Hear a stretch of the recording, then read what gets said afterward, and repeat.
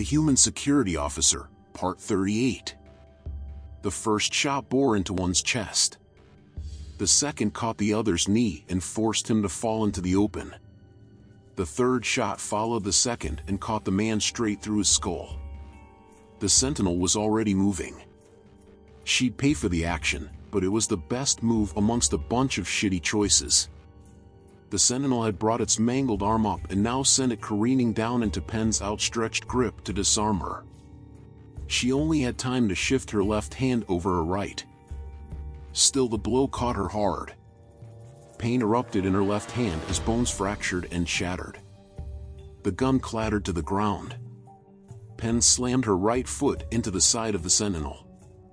It barely registered the attack, but its only real purpose was to send Penn into a roll out of its reach. She came out of the roll and forced herself to her feet. Her left hand was throbbing waves of nauseating pain, but with her right she pulled her hatchet from her hip and readied the weapon. The Sentinel straightened, noted its dead allies, and looked at the gun on the floor before kicking it far away.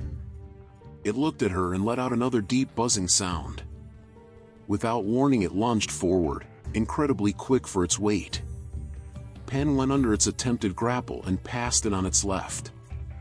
As she passed, she brought her hatchet high, ripping into its armpit joint.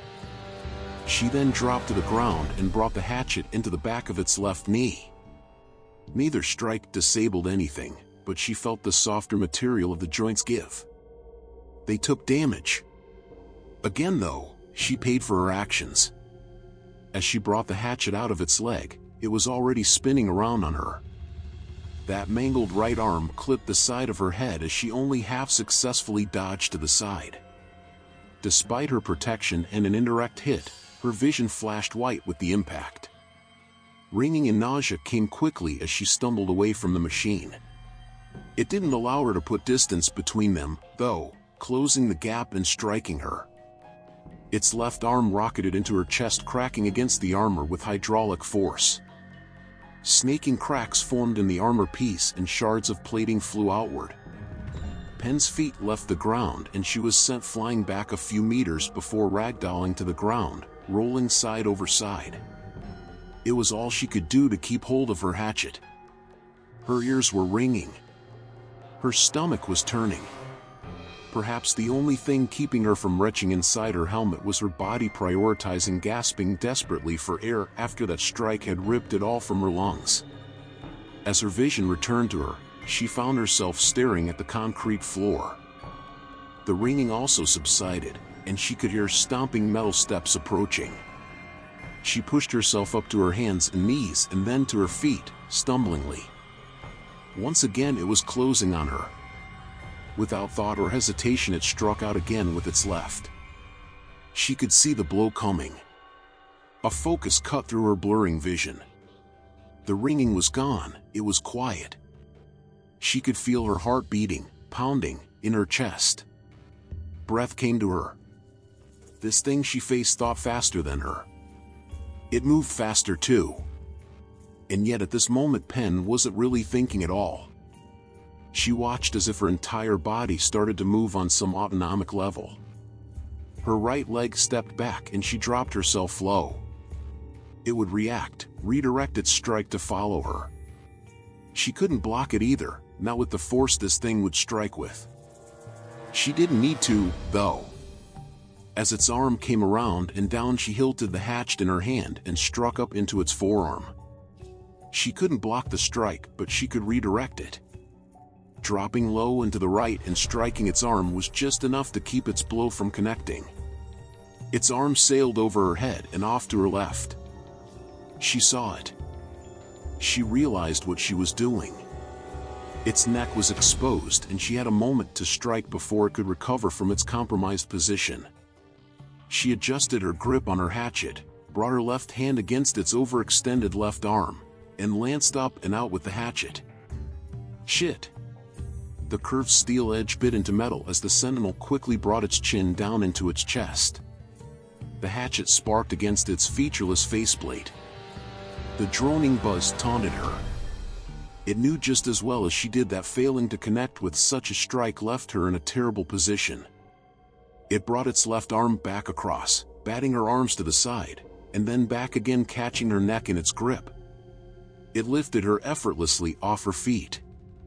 She could feel her air supply dwindle, but more than that, she could feel its cold hand tear into her. It wasn't trying to asphyxiate her. There was no need.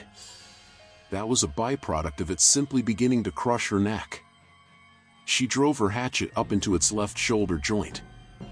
Its buzzing droning sounded out. Its task was nearly completed.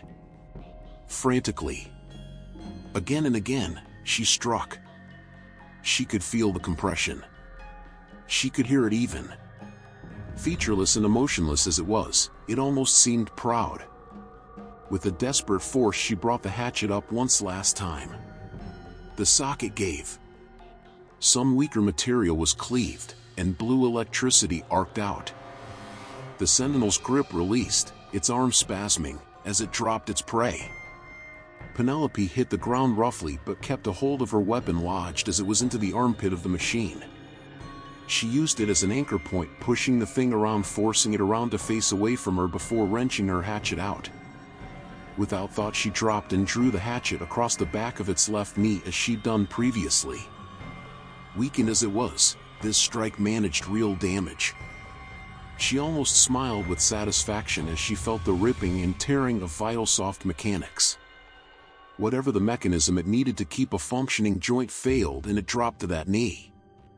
As it fell, Pen rose up. She planted one foot onto its hip and wrapped her left arm around its head.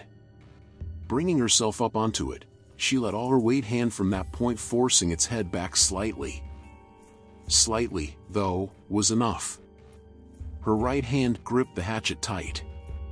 Pen brought the edge up, around, and down into its exposed neck. Again. Again. She was unrelenting. Her left hand screamed in pain, but she forced it to do as she bade, to hold fast.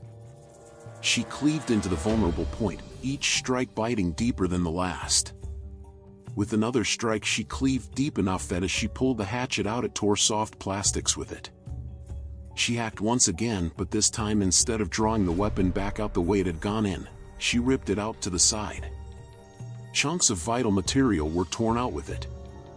Electricity arced out from the deepening gash. Another strike, and she felt her blade stick between two nodes of some sort of mechanical spinal column. She wrenched her hatchet down before ripping it out again, hoping to wedge the thing apart. Its mangled right arm flailed wildly. With one final hacking strike, Penelope felt it give and a grinding pop. Rah! She screamed as she ripped the hatchet out to the right and twisted the head to the left with her left arm. Its droning buzz sounded frantic as Pen tore its head clean from its shoulders. Sparks and machine fragments flew from the stump as its torso fell forward to the ground. Pen, mounted as she was, followed it to the ground but caught herself on 2 feet. She gripped her hatchet in her right hand and the head of the decapitated machine in her left. She gave its featureless face a single glance before spiking it into the floor. Retribution. At once everything came back to her. The pain in her hand, head, and chest returned, joined by a searing pain in her joints. Every muscle in her body ached, or worse. Blood rushed in her ears, joined by ringing. She panted for air, ready to collapse to the floor. She was about to drop but noticed something that kept her up. The adrenaline rush returning, or at least preparing to. At the door stood 2 figures. Her mind went to her hatchet. The distance was impossible, but she'd rush them. It was all she could do. Maybe she'd leave between the crates, force them to waste ammunition. She readied her hatchet but stopped there. They weren't moving. Nor were they even aiming rifles at her. No, their weapons were pointed at the floor. They looked almost stunned. She recognized, finally, the color of their gear. Gray urban camo. Friendlies.